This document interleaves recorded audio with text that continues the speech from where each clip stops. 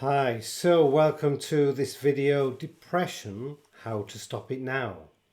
You see, depression can sap your energy and leave you feeling exhausted.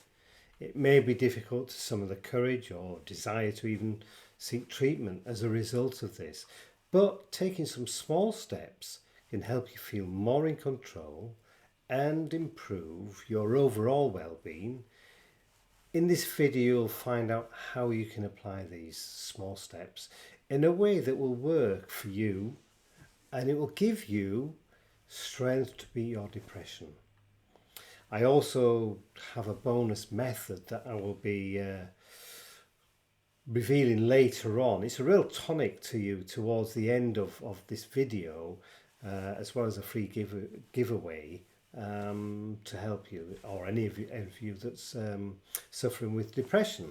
So let's get on with the video and deal with this depression in some easy ways that anyone can do, and it will really help you. Okay, number one, accept yourself as you are. You see, depression is a common occurrence. Millions of people are affected, including some in your own life. You might not realise that they face the same challenges, emotions and obstacles that you do.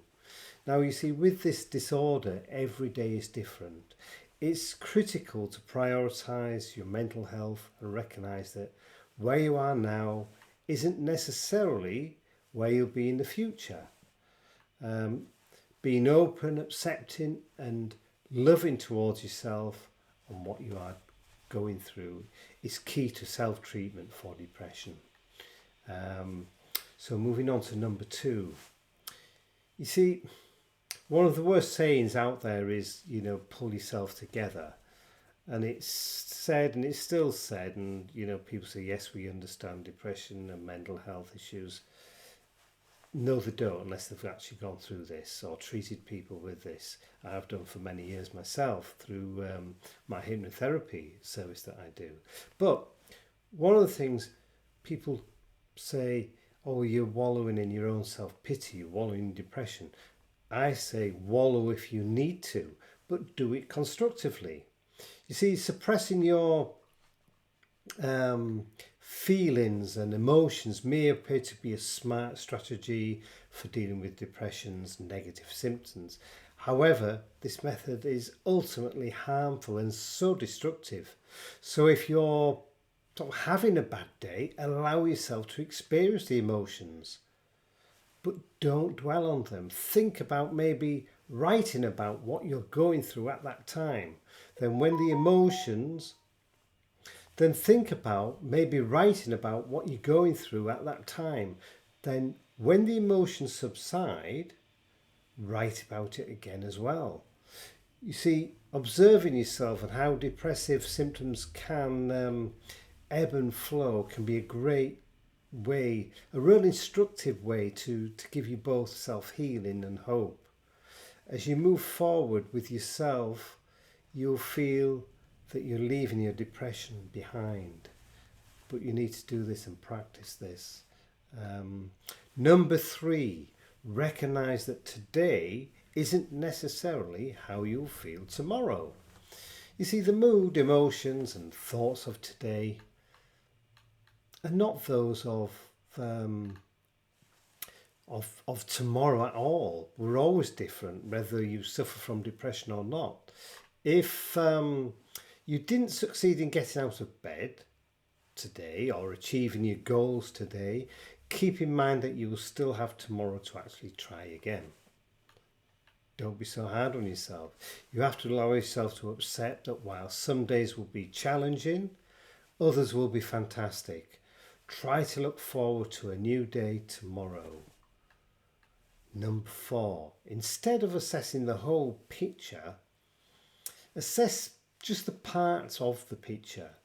You see, recollections can be tinged with negative emotions, especially if you're depressed. You may find yourself concentrating on the one thing that went wrong, rather than the numerous things that went well. Stop making broad generalizations. Encourage yourself to see the mood, encourage yourself to see the good in things. If it helps, make a list of things that make or made you happy during the event or the day. Then make a list of what went wrong. Seeing how much weight you're giving to one thing can help you shift your focus away from the whole and towards the positive parts, because once you write them down, there's a lot more positive than negative during a day. Okay, number 5, go against what the depression voice suggests to you, which is your negative. Your negative, irrational inner voice may try to talk you out of self-help. You can, however, learn to recognize this and replace it if you can learn to recognize it. Use logic to your advantage. As each thought arises, address it separately. You might be right, but it'll be better than sitting again another night or day. Say to yourself, if you think an event won't be fun or worth your time, just think about this. Logically, just think about it. You may quickly realise that the negative that you're thinking isn't true or accurate or just possible. It's just not logical. So really think about it. Number 6, set goals that are attainable. You see, you might prefer to do nothing if you have a long to-do list. The worst thing, I think, is writing a list pages and pages long of things you've got to do in that day, which is impossible to do for anybody, whether you're depressed or not. Instead of making a long list of tasks, focus on 1 or 2 smaller goals. Consider the following scenario. Take out the trash instead of a long list of all the things you've got to do to clean in the house. Hoover the carpets, mop the floors, wipe the surfaces, clean the windows, and the list would go on and on and on. It's too much. Start off, take out the trash, write it down. Sort the piles of laundry. Rather than a big pile of laundry there, and you're looking, thinking, crikey, you've got to go through all this. Go and say, okay, I'll sort all the black socks out first. It may sound simplistic, but these things work. It's playing with your mind, but it's you taking control of your mind. So don't go through your entire email box. Now with social media and everything else, and especially, if you use a computer, most people do now, and you get so many messages, just respond to any messages that are urgent and new. Which ones are urgent? It's the new ones. Look at them. If it's something about a nonsense, forget it. If it's something important about a bill or something that you're doing, deal with it. But that's it. Just don't give yourself the thousands of emails in your inbox. Don't deal with them all. Set your eyes on another small thing after you've completed one, and then another. This way, instead of unfinished to-do lists, you'll have a list of tangible accomplishments. Now, write what you have achieved down as well and tick it off. It's a really good feeling, and it's working with your mind. If you have a list that you've ticked off and you've accomplished all these things in that day, it makes you feel good. Number 7, recognise your efforts and reward yourself. You see, all accomplishments are worthy of praise and all achievements are worthy of recognition. So when you achieve a goal, make an effort to acknowledge it. Celebrate acknowledging your own accomplishments. It can be a powerful weapon against depression's negative effects. The memory of a well-done job may be particularly effective in combating negative talk and sweeping generalization. Number 8, you might find it beneficial to establish a routine. You see, setting a gentle, relaxed schedule may help you feel in control. If depressive symptoms disrupt your daily routine, then I think it's important that you do have a set routine that you can follow, a plan. These plans, however, do not have to cover the entire day. Concentrate on the times when you're most disorganized or scattered or feeling impossible. Your schedule could be focused on the hours leading up to work, before you go to work, or just before bedtime.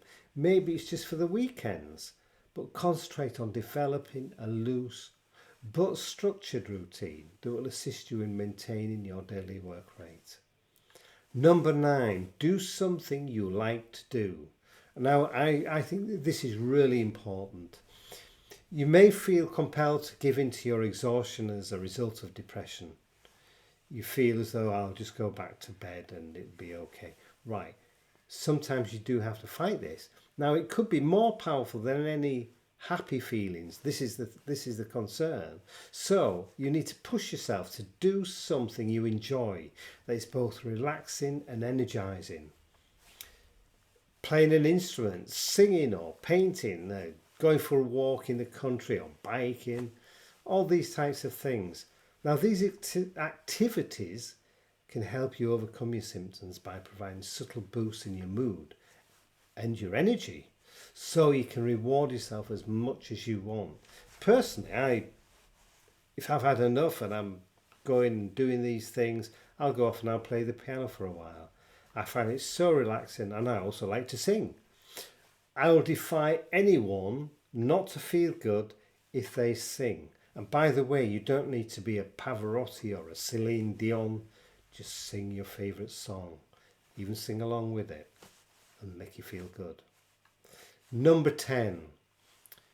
And it's keeping with the song and the music side of things. Listen to music. Play music. It can be a great way to lift your spirits and alleviate depression symptoms. Obviously play nice happy songs. It may also aid in the development of your ability to receive positive emotions, because this is the other thing, you're actually retraining your brain to accept positive thoughts. So we see when music is performed in a group, such as a band or a choir, it can be especially beneficial. But it can also be positive on your own, either playing an instrument, as I've said, or listening and focusing on the music, or singing your head off in your home with no one listening. As I said before, I think everyone should sing. It really, you find it hard to not feel good when you sing. Now, I says about the bonus side of things. You see, as for over 20 years now, I've studied and practiced natural therapies and hypnotherapy. One of the big parts is meditation. You see, meditation with music, this is the bonus that I want to get you into, because when you do meditation, we prevent our minds from being hijacked by whatever thought, feeling or idea comes along, by consciously choosing to focus on the music rather than letting it play in the background like we do sometimes with music. You actually concentrate on this and focus on this. It's like hitting the pause button for our body, our mind and our heart, allowing us to rest and process the changes that are taking place within and around us. The more we practice and do meditation, the better it becomes. Now, I've put a link to a free beginner's meditation course. It's nothing heavy, nothing intense, it's quite simplistic, but it just gives you a mainframe structure to follow. It really can make such a difference for anybody, whether they suffer from depression or not. So please just try it. It works, it really does work. For those of you suffering from depression, it will go, you can get rid of it, and you can have a fantastic life, because life is fantastic. And don't worry about all these images on social media now, because I think this is one of the big concerns, is you see all these so-called happy people doing wonderful things on social media. In some respect, they're actually trying to convince themselves that everything is hunky-dory and fantastic, and in reality they're probably quite sad. So don't believe that everybody else is happy and having a wonderful life and it's you that isn't. You are and you will do. Just follow some of these things, try some meditation. So on that note, from me, David H, I'd like to thank you for watching, and I hope you really get something from this video. Until the next time, take care and good health to you all, and bye bye for now. See ya.